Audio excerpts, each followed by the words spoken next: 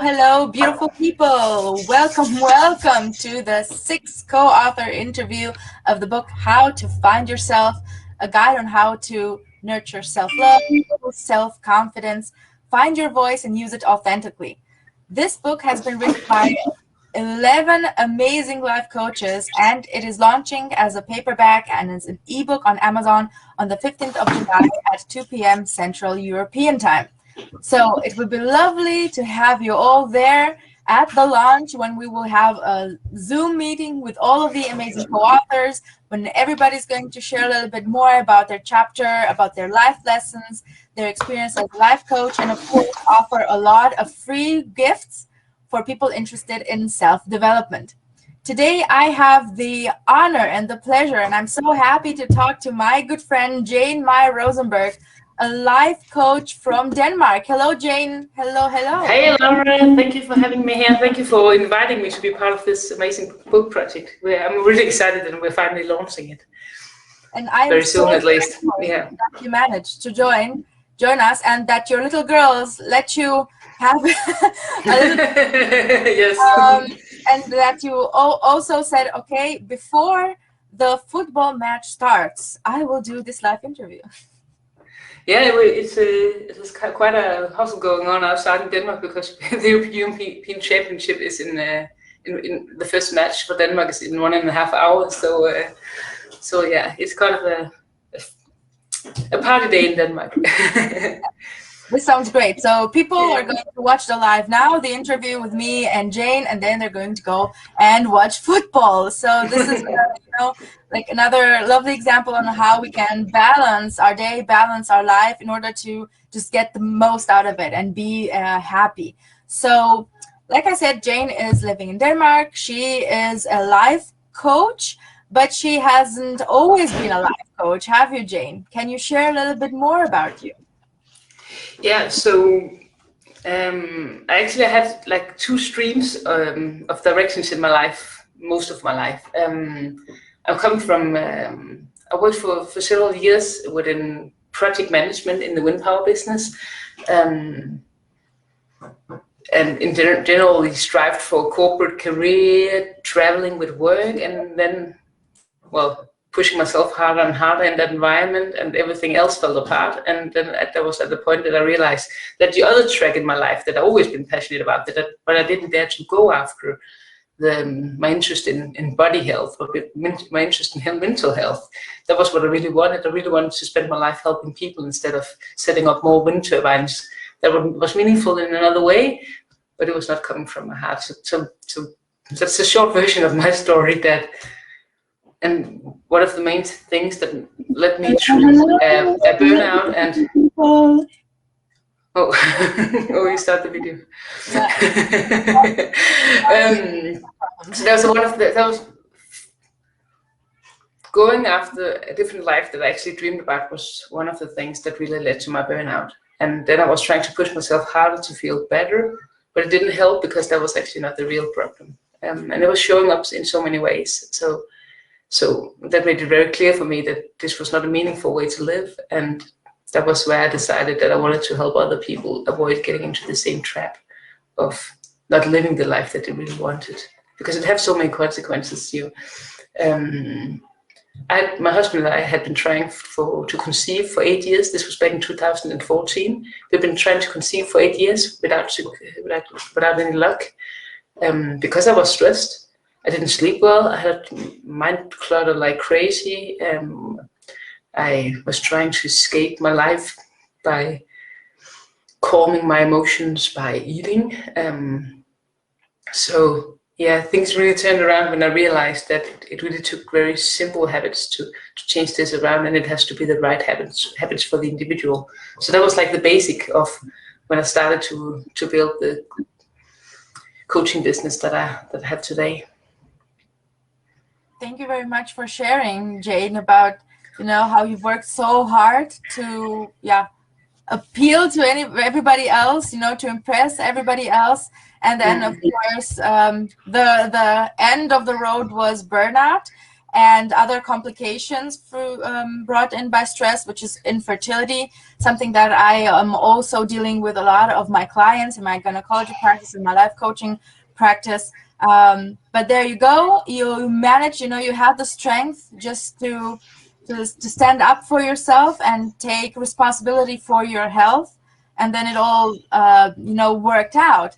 As you mentioned in the beginning, now I have 2 kids disturbing every single life I do. It's lucky that they're not coming in here right now.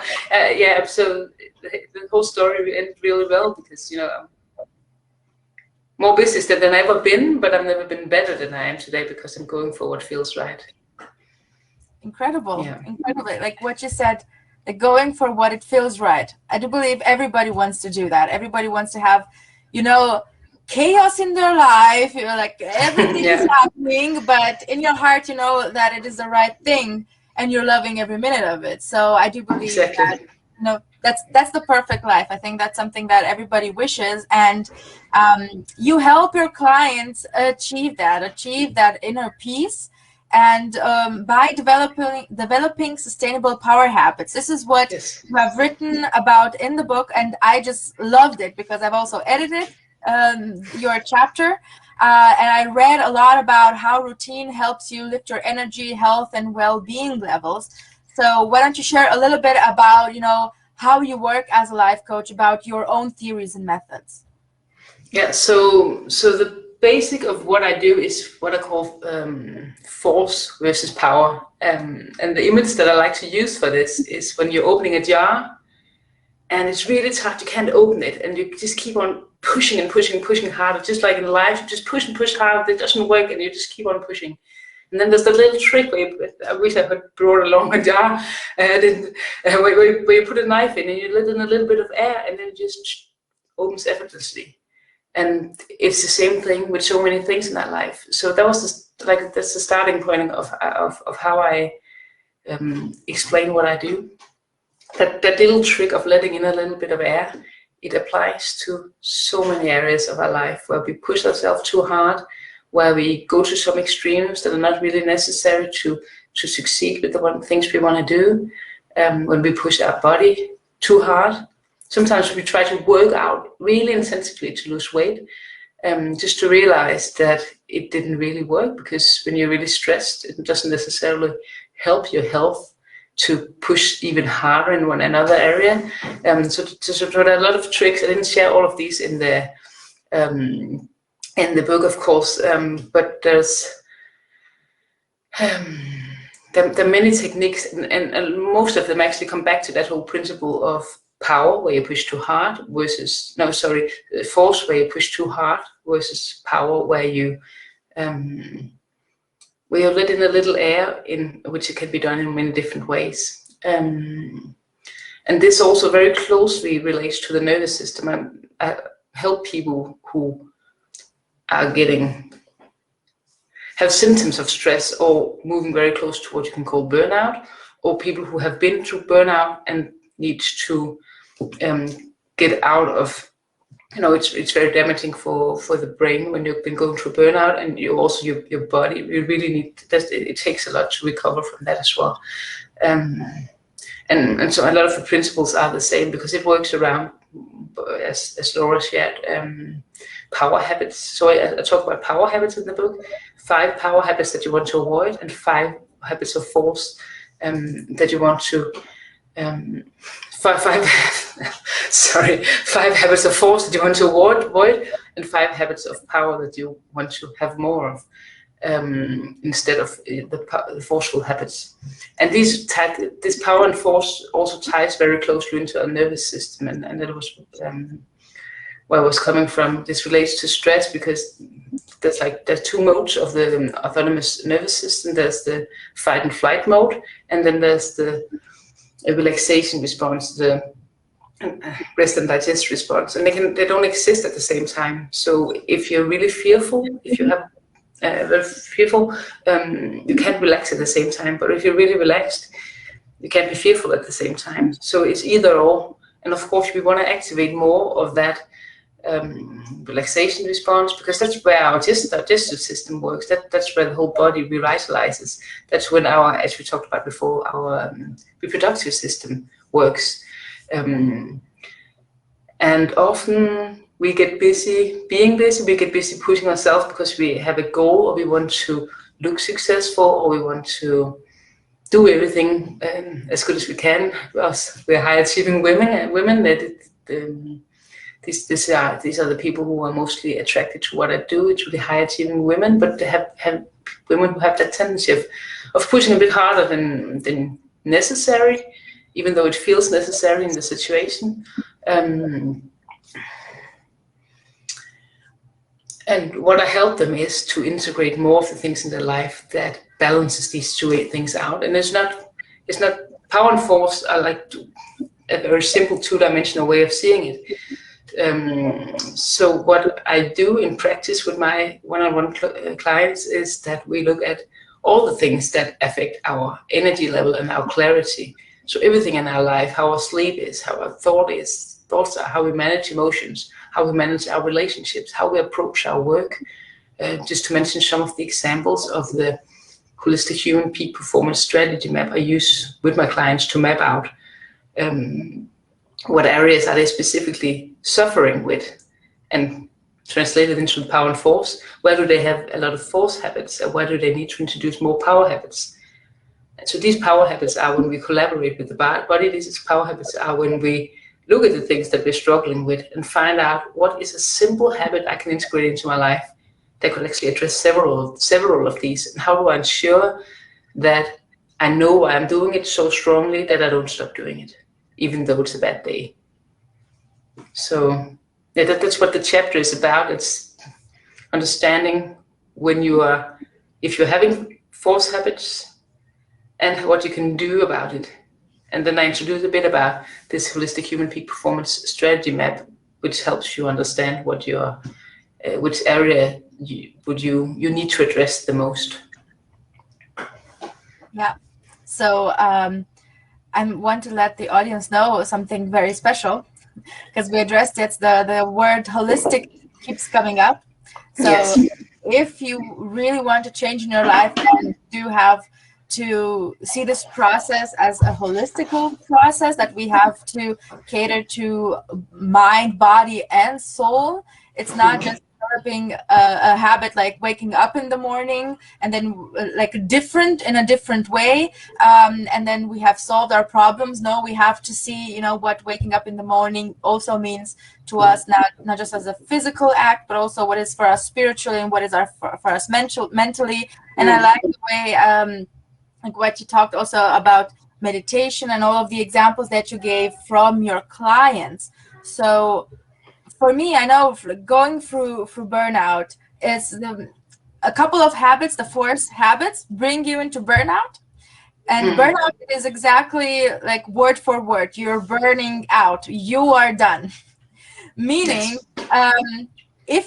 if you from that point keep doing the old habits, you are not going to recover. So you have to change them. You have to adopt other habits. You have to adopt the simple steps, exactly like you said, in order to recover. What can I do that is so easy and so simple for me that can still give me a high result in this matter? So this is what you're going to read about in Jane's chapter. She has written them like amazingly well, also with examples, like I said, from her clients. And then if you contact Jane, you will also get this extremely interesting holistic strategy map for you. So I encourage you to do that. I encourage you to contact Jane and get this amazing freebie. Now, Jane, you talked a lot about the strategies that you use, and also you shared a little bit about your story. But I would like to dig deeper a little bit into this. Maybe you would like to share more about what brought you to burnout, or maybe there were other signs in your childhood that could have predicted this. I do believe it is something important also for the audience to realize that what is happening now when they're 40 have started maybe when they were 5 years old or they were 10 years old. It's not something that it happens when you reach, you know, your No. 30s. Yeah. Yeah. Well, as I said, I'm a really ambitious woman, always striving to be successful in what I do, and it comes from several things. But one of the big things was when I grew up, I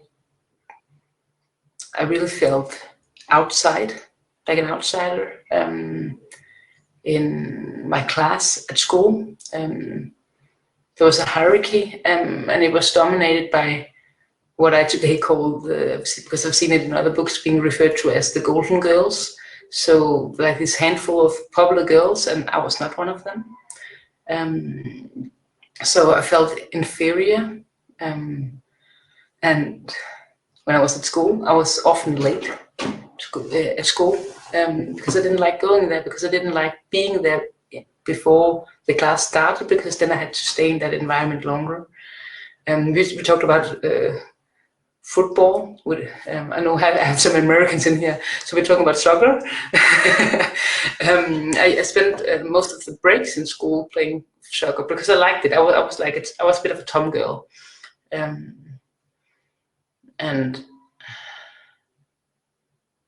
but I also did it because it was more comfortable than being in that environment, being the person who was less popular. And so when I was young, when I was a kid, when I came home from school, one of the games I played the most was pretending I was a world champion. I was playing it with my brother and my good friend. And we pretended we were world champions in everything. So we were like really extremely successful, really popular, and that kind of ideal kind of stayed with me. Like trying to be loved by everybody, because I didn't feel loved at school. I felt that I had to do something to be good enough to be loved. I also felt that with my parents. Later I realized it was about love languages, and I didn't understand that I actually did get the love, but I expected it in a different way. And that is certainly a part of what led to my burnout, because striving for a corporate career, working abroad, I'm adventurous, and I still dream about traveling, but I don't dream about traveling as a part of my work anymore. I didn't enjoy particularly to travel to another hotel room just to drive to an office to have a meeting and sometimes have dinner and then fly back to Denmark. And actually that was part of my burnout as well, because it was really hard getting up early in the morning to go to the airport. Sometimes I got up at 3 a.m. to go to the airport to travel. So it was not a very sustainable way of living for me, at least. And those experiences in my childhood was certainly part of what made me like strive for that perfectionism, that being looked at as successful from the outside. And I feel successful in what I do today, but it's in a very different way, because it comes from my own passion. And I think I've known most of my life that I wanted to help people. I wasn't sure how to do it, and then I just took the safe route of taking a corporate career. It felt safe for me. I knew it from my dad. He had a very similar route, so it was like the safe way of doing it. And you know, could I really risk going in another way if I didn't? If I wasn't sure if I'll be successful with it, because you know, starting your own business is much more scary than starting a corporate career. So that was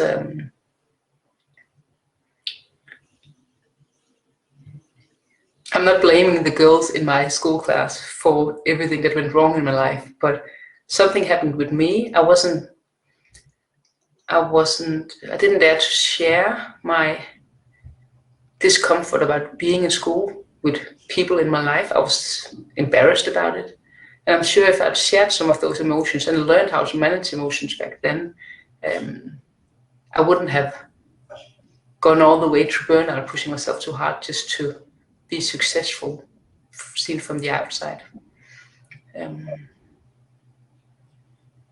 Yeah. So I think that for me that's part of where it started. Of course, there are many levels of this, and as I said, I'm not blaming those girls in my class for everything that's been wrong in my life. But you know, when you're not invited to the parties where everybody else are invited to, then that hurts. And for me, it made me strive for acknowledgement from other people. Yeah. Thank you for sharing that, Jane. I see a lot of myself in what happened to you, and I think that a lot of people are going through that, have gone through that, and have suffered because of that. And of course, there are a lot of scars in our childhood that influence us and dictate what we do in our future. And I do believe that this is like a mechanism, you know, that we're trying to protect ourselves. If we have success, then we will automatically finally gain love from others, but we neglect what we want. We neglect our passions. We try to make everybody else happy and everybody else proud of us, but we neglect ourselves, and we take the safer route. We take, you know, what everybody else is doing, but we're not doing what we want. And I really loved how you said that you feel success now differently, and it comes from your passion, and this is enough. And I do believe this is how we can live healthier, especially mentally. And of course, and that's a really important point. Yes, because as I mentioned, I've always been passionate about health, especially around, you know, eating healthy, because I had a lot of imbalances in my body throughout my life. So I tried a lot of different diets and found some things that worked for me. Exercise, but the thing I always neglected, and what actually my husband, annoyingly enough, told me lots of times is, Jane, I think you need to focus more on your thoughts and managing your emotions. And I was like, shut up. You know, I was not good at that. I didn't learn to manage my emotions, and I didn't learn to be aware of what thoughts came into my mind and how they affected me in you know, when you have a negative thought coming into your life, to your mind, and you don't manage it, at some point you get really, really irritated. And I didn't manage that, and I didn't question it that much. So questioning my thoughts was something that made a huge difference for me, and also for my clients. And some of the things that I learned later on is also, you can also, I think you're also familiar with auto-suggestions, with affirmations, where you place thoughts in your mind that you want to hear instead of those thoughts that really doesn't serve you and makes you frustrated and angry. But the first part of that would always be to calm your nervous system, because when you're stressed, all those negative thoughts comes automatically. And I think that was really one of the turning points for me. That was realizing that the mental part is much bigger than what I had realized. And I did so many things in my health, what I was eating, and how much I was exercising. And I was already doing yoga at the time as well, but not mindfully enough in the sense that, you know, that we have that gut-brain axis. So our thoughts, when we are frustrated, when we are in that fight and flight mode, it affects our gut as well. So I had a lot of problems with my stomach, being bloated all of the time, and I thought I had to fix it only by what I did physically, realizing that it mostly came up because of mental things, being stressed, having thoughts that didn't serve me, being irritated with people around me. So it's huge, and it plays a much bigger role than I at least realized before I started working in this field. You know, statistically, now in the 21st century, doctors all over the world and all the medical systems say that over 50% of diagnostic and are going to be psychosomatic. So Yeah. you're going to have, stomach pain, but it has nothing to do with your body per se. All the pain is coming because you are so stressed out, and that is why you are feeling pain there.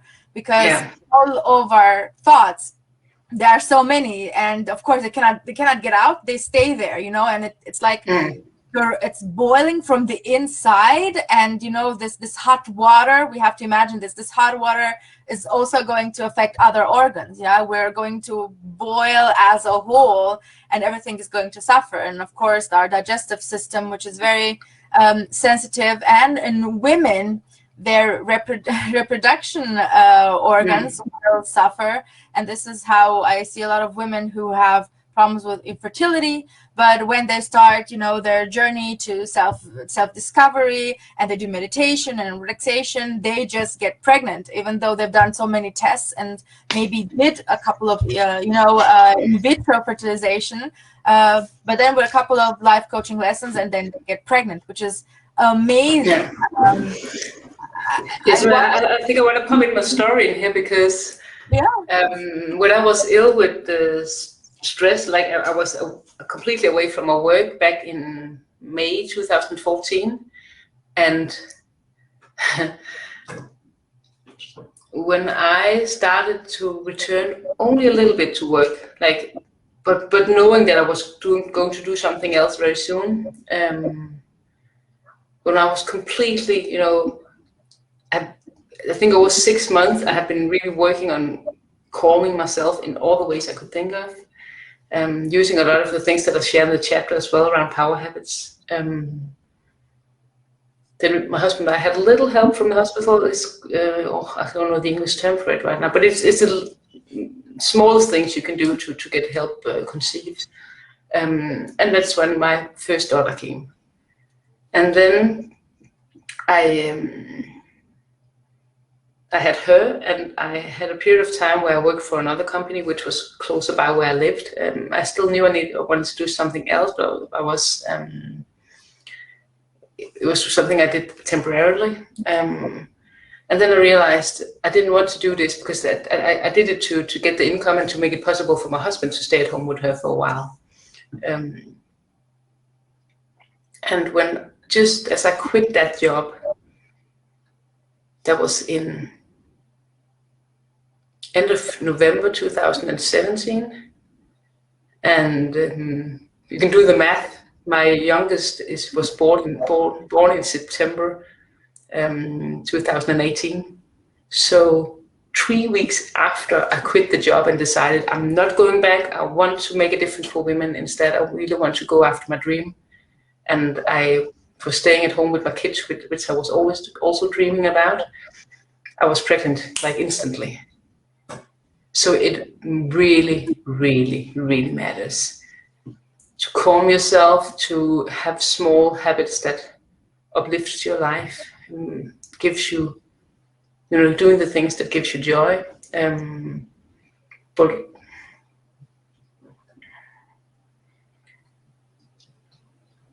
and it was not so much physical. I didn't eat that different in those time periods. It matters. You can eat things that is really hard for the body to handle, and you can do these things as well, but it was not that. It was really the taking good care of myself and taking myself seriously. That's really the ultimate self-care. My Facebook group is self-care for successful women, entrepreneurs, and professionals. And there's lots of different ways of doing self-care, but the ultimate self-care is listening to yourself and taking yourself seriously enough to actually act on what feels right for you. And that was what I did. And then it was not a problem having kids. And it's the same with so many other lifestyle diseases. The 50% of all diseases those statistics you're referring to, Laura, it's the same for all of them. Yeah. Because the body objects, and also the body won't do what you don't want. So if you're stressed all the time and you tell your body, I don't have time for a kid, You know, I don't have time for this because I'm so busy with my job. You're not going to get a kid. So the moment, and also you're also telling the body if you're not happy. yeah, Why would your body try to produce a kid when you're so much under pressure and not happy? It's not a very good environment to for a kid to come into, and I think our body have that intelligence as well, and that's part of why these things shuts down when we're under stress. You know, the digestive system. There's a lot of systems that are blocked off because of nerves, how the nervous system works. So it doesn't work so well when we're stressed, and that includes the reproductive system as well. so you know, you've been talking so much about this relaxation technique. So do you mind sharing with us this technique of yours? Like, I know you haven't had this in the book because you talk more about developing habits, but I think the viewers would like to know a little bit, how can they achieve this relaxation? Of course, a couple of minutes you can explain this. If somebody wants more, they can contact you. Yeah, so I as I said, I have several yoga teachers training, and my favorite thing to do is breathing exercises. And I do different breathing exercises with my clients when it's needed, when we need to, so when you're more calm, you also see things more clearly. And that's actually what the simple exercise that I want to share is about. So what I often see the women I work with are struggling with is mind clutter. So having a lot of thoughts, being worried about things in the future, or having regrets about something in the past. So this exercise is about when you have a lot of mind clutter and maybe you can't sleep, or maybe it just disturbs you in being efficient in what you do. Maybe it disturbs you in being present with your kids, or maybe it disturbs you being efficient when you sit at work because you have so much going on that you can't just focus on what you have in front of you. And we all know that if you see somebody who's really stressed out, you would say, oh, take a deep breath, or take 10, I think you would say count to 10 in Denmark as well, but take 10 breaths, or, do something to calm you. And so this is what this really simple exercise is about. It's when you notice, and that's the first thing, you need to notice it first, and sometimes you don't, but when you notice it, and when we start noticing it, we also get better at noticing it early. So when you notice it, decide to believe that all answers come in time. So meaning we don't need to push harder, we don't need to keep on thinking about them and trying to turn every stone to figure out how to solve this thing, how to plan the thing tomorrow, and how to get everything to work well. Sometimes, and often, it's the case that, as we talked about with the nervous system before, when we take a few deep breaths, like inhale some calm and clarity, love for yourself, and exhale everything that confuses you, everything that stands in your way. So inhaling love, clarity, and exhaling everything that feels like it's standing in your way. And do this just a few times. Inhale love and clarity, and exhale everything that stands in your way. Let in love and clarity, and let out everything that stands in your way. And take your time to do that. You can, when you've done it a few times, you can start sensing that. I can feel like it's a change in how the brain feels. Like that feeling of more calmness. And when you do that, you don't need to drag back onto the problem. You can actually just decide, okay, I want to see this thing that I was struggling with in my mind before from a more clear point of view. And then take the time. If you're sitting in the office, what happens is that we get too narrow focused. So if you're sitting in an office, you don't need to close your eyes. You can choose to widen your sight. Not that you're looking at everything around you, but more like an open view of being open to receive other ways of seeing what you were struggling with. And then you expect that you get it. that you expect that you get a solution, but you don't expect it to come up straight away, but you trust that it comes to you. And that is what often happens. When we let go for a while, we find the solution so much easier.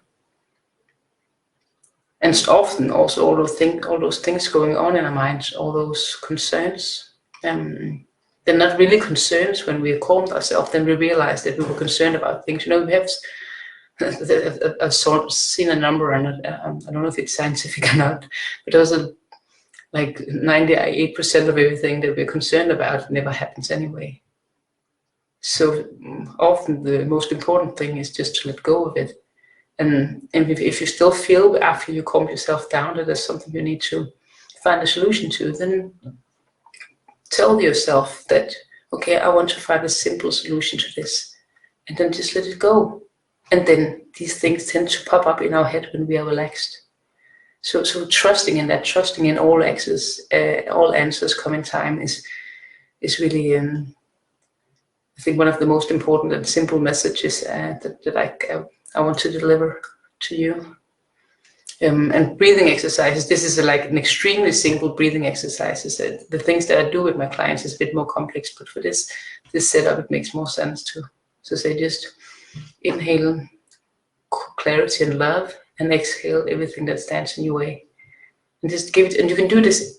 The reason why I want to share something like this, there's also breathing exercises where you do funny stuff that you don't want to sit in the office and do. You can also do them in a way where you can actually do them in the office without the hands. For instance, like this is, I'm mentioning this one because it's one of my personal favorites. But I also want to be able to view the person and explain in details how you do it when we do these kind of exercises, preferably.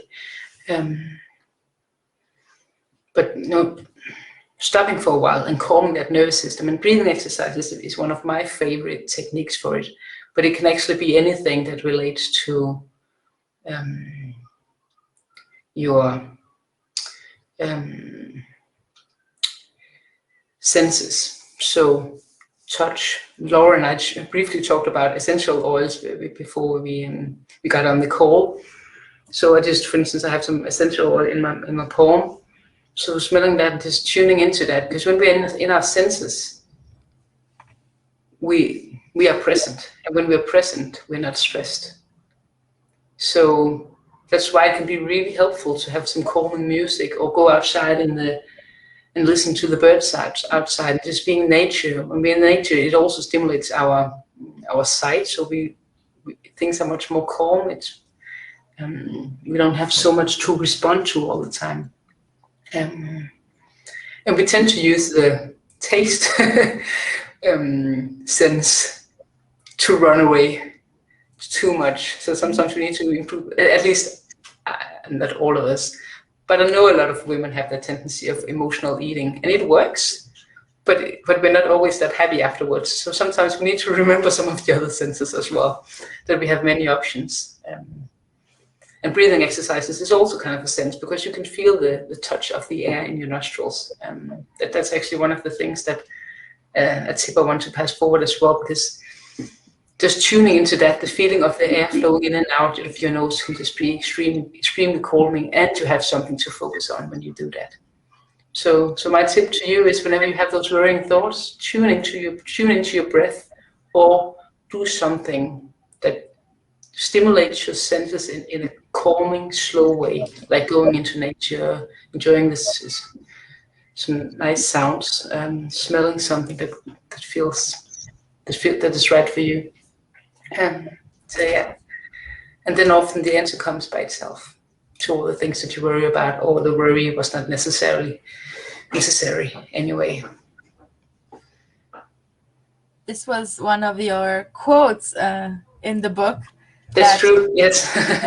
Trust that time will solve all problems, something like this. All answers come in time. I put in the book with the same meaning, yes. So yeah, it is a saying, all that's time, and we see that it works actually. Just like what you said, let go of all the stress, let go of all the possibilities, whatever happens in the future, because 95% will not happen. So why exactly. Why should we stress 95% of the time if the things are not going to happen. And Yeah. then again, your last great message for today was, you know, when you are present, then you are not stressed. And it is also such a valuable piece of information, a valuable you know, exercise in life coaching, trying to get the client to be aware of the fact that sometimes he or she is not present when they are stressed, because it is just our thoughts. There is no us. There are just, I don't know, this clutter. We are like a cloud. There is no. We're in the past or we're in the future, but we're not here now. But we're not in the present when everything matters. Everything matters in the present. And breathing, you know, just these breathing exercises disrupts our routine, you know, our thoughts, our, oh my God, what is happening? But when you start really breathing and focusing on it and really focusing on it, then you disrupt this pattern. And if you keep exercising this, because it's not easy at the beginning, but if you continue and continue, then you can, you know, be present like this. You know, you decide to breathe, you decide to relax, and then I know it. I'm just, you know, away from my thoughts, and then I'm there. I'm happy. I'm in the present, and I don't think about anything else anymore. I just trust that things will happen, you know, and they will resolve themselves. So thank you again, Jane, for these, you know, amazing life lessons, you know, and advice, because I think that everybody can profit. And I encourage you all to read Jane's chapter and learn more about her special technique, because we know we can talk a lot in the interview, but it's a little bit different when you are doing a one-to-one session. So we're coming to the end of our interview. Thank you, Jane, for being here. Do you have any other last remarks for our audience? I think that's a perfect message. Just trying your best to be in the present moment all the time. And I think it's often a really annoying thing to be told when you're stressed. And that's why I say in the book, all answers come in time, because it's about trust. It's about the trust that things will be okay. And this will happen. This will happen for the people who are listening to us, who are reading our book and say, okay, I want this. I want what these women have achieved and what they're achieving with their clients. I want to have it. And that they get motivated to come seek us and see a lot of free resources that we have. And of course, and if they're determined to really work on themselves, then, you know, just contact us for a one-to-one discussion. I am reminding all of you that our book is launching on the 15th of July, and we'll be very, very happy to have you there at the live event. And you can also ask questions and see what other offers and gifts our amazing life coaches have for you. I am going to see you again tomorrow with our next co-author, when we will be talking to Constance, the author who is living 20 kilometers away from me. So it's going to be a very interesting experience. So thank you again, Jane. I am so blessed to have met you and to be able to profit from your experience and all of your wisdom. Thank you very much. Well, likewise, Laura. It was a pleasure. And I'm wishing you a lovely evening, and wishing all of the beautiful people watching us an incredible day of football or not, and we'll see you tomorrow with our next interview. Bye-bye. Bye.